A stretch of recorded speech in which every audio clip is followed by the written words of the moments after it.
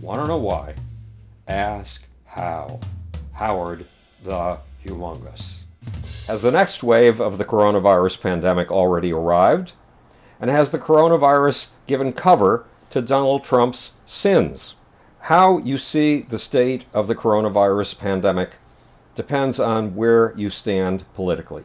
Kayleigh McEnany, the president's spokesperson, says that things are looking up. She explains that in April, the U.S. saw an average of 30,000 new cases a day.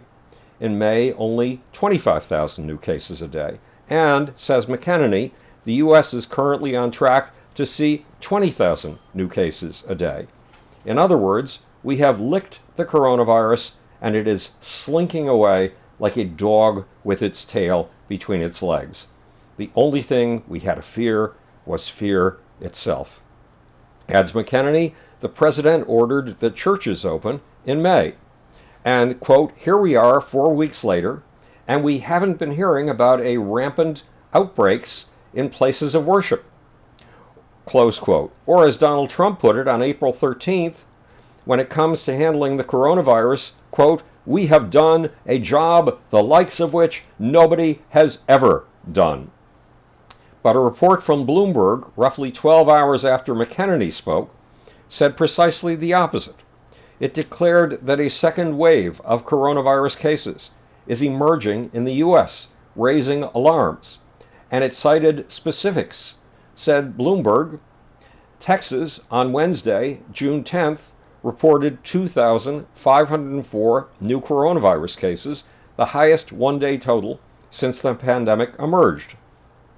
A month into its reopening, Florida, the week of June 8th, reported 8,553 new cases, the most of any 7-day period.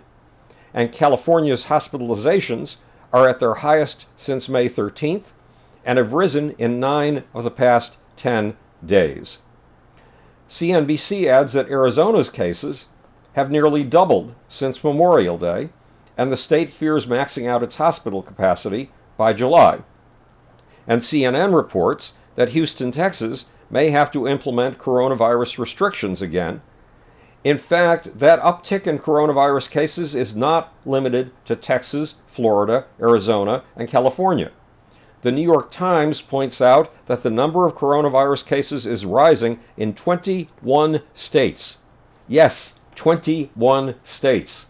Those include everything from Arizona and Arkansas to Utah, Vermont, and Washington.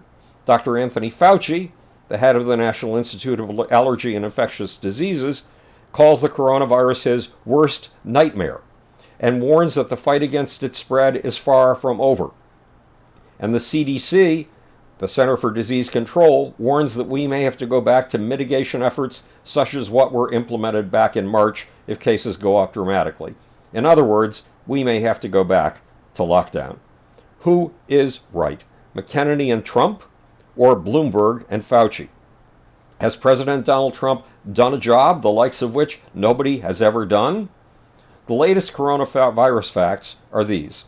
America leads the world in coronavirus infections. We have 3 times as many cases as the nearest runner-up, Brazil. The world has now had nearly 7.5 million coronavirus cases. Over a quarter of those have been in the United States. Yes, the United States has had over 2 million cases. Remember something. America has only a little more than 4% of the world's population. Yet we've had 27% of the coronavirus cases. And we've had 15% of the world's coronavirus deaths. So our overall coronavirus strategy has been a colossal failure. Why? With social distancing, face masks, and hand washing, we've stopped the number of cases from doubling every 2 days, a growth rate that was scaring the heck out of many of us back in March and early April. But we are still doing far worse than most other nations. The 3 worst hit countries in the world are the USA, Brazil, and Russia. The heads of these countries have 2 things in common. First, they are birds of a feather. Vladimir Putin admires Vladimir Putin. President Donald Trump admires Vladimir Putin. And Jair Bolsonaro imitates Donald Trump. More on Putin's influence in a minute. Second, nations like South Korea and Vietnam kept the number of coronavirus cases in their countries down by acting extremely early, ordering their health industries to mass produce tests and to crank out personal protective equipment early, and by testing early, then isolating the infected. Those countries were able to keep their economies up and running. But Putin, Trump, and Bolsonaro felt that if they squelched headlines about the coronavirus, it would go away. So they acted very late, too late, like home run hitters swinging after the ball is in the catcher's mitt. By the time the leaders of America, Brazil, and Russia responded, the virus was too widespread to stop. The result was tragic.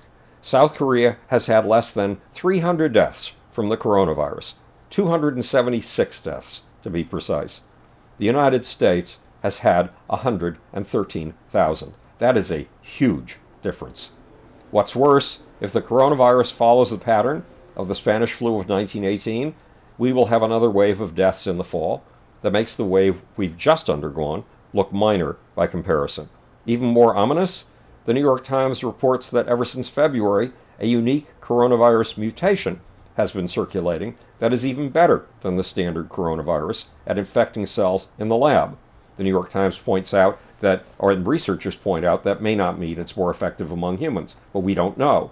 So the time to wear masks, social distance, and avoid restaurants, stores, movie theaters, and crowds has not yet passed. Far from it. Meanwhile, the coronavirus pandemic is blinding us to other crucial facts. The president opposes mail-in ballots and will not implement an emergency measure to convert the nation 100% to absentee ballots before the November presidential election. The result is voter suppression on a scale we haven't seen since the days when blacks in the South were denied the vote. Voters in Georgia, like voters in 4 other states, were forced to go to the polls June 8th in person, despite the risk of death from the coronavirus. With voting machine malfunctions and poll workers who refused to take a chance on the coronavirus and didn't show up for work, some voters in Atlanta had to wait 6 hours in line to vote. Many gave up after an hour or two. This is not democracy. It is sedition. It is treason. It is a sin against the Constitution. And the man inflicting this treason on us is, in the end, the orange-haired man in the White House. If the suppression of the vote is not treason enough, there's one of Trump's many moves to give Vladimir Putin his every wish. The president is withdrawing 9,700 troops from Germany, a third of our total German force, leaving all of Europe far more open to Russian invasion and to Russian bullying, and weakening the Western alliance, weakening NATO, something Putin probably believed he could only achieve via warfare. Now he's achieving it via his puppet, Donald Trump. And there's another Putinism at work in Donald Trump's brain. From a source connected with Russian media, President Trump has gotten one of his most whacked-out conspiracy ideas. In Buffalo, New York, on June 5th, 2 policemen on their way to duty at a George Floyd demonstration were approached by a tall, slender, 75-year-old retired computer programmer and peace activist, Martin Gugino. With deliberate viciousness, 2 of the police shoved Gugino backwards with their hands and with their truncheons. Gugino lost his balance, fell over backwards, and bled from the right ear, with his blood puddling on the sidewalk. One of the policemen who had shoved Gugino started to stoop to help him. Another policeman stopped him and made him walk on by. A few seconds later, the bleeding Gugino lost consciousness. You could tell by watching the video. His right hand, which was gripping his cell phone, went limp, and his cell phone fell to the pavement. Meanwhile, Donald Trump read a wacko story in the right-wing One America News Network that the man on the ground bleeding from the right ear was an Antifa provocateur, and that his cell phone was actually a scanner, or as the president described it in a tweet, it was a device designed to, quote, scan police communications in order to black out the equipment, close quote. Who wrote this story? Christian Rouge, formerly of the Russian state media Sputnik News. In the same way that the president is a sucker for Slavic women, he is a sucker for bizarre tales concocted by Russians or Russian sympathizers.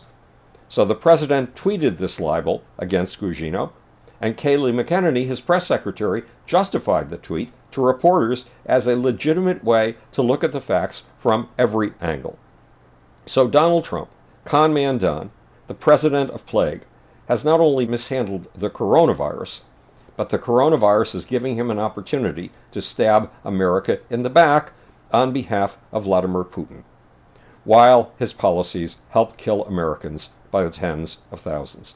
Yes, the coronavirus gives Donald Trump cover as he destroys our voting system, as he treats every Republican vote for him as an act that shows he is a sacred gift, and as he regards every Democratic vote against him as a fraud. The coronavirus gives President Trump cover as he lays the groundwork to declare that if he loses in November, the vote has been rigged, and that he still is president. The coronavirus gives Donald Trump cover to refuse to leave the White House. The bottom line, the second wave of the coronavirus should not come until October if the coronavirus follows the pattern of the Spanish influenza of 1918 to 1920. But in fact, that second wave may be upon us now. And the answer to this plague, the surefire, proven way to reopen our economy, is to test every American every other week and to isolate those who are coronavirus carriers. But to do that rigorous mass testing and to defend our democracy, we have to remove another plague. We have to remove Donald Trump. So in November, you and I must vote. This is Howard Bloom speaking to you from the future. It's your job and my job to make, or, want to know why? Ask how. And now for this sleazy, slimy, seditious, absolutely impossible little off button.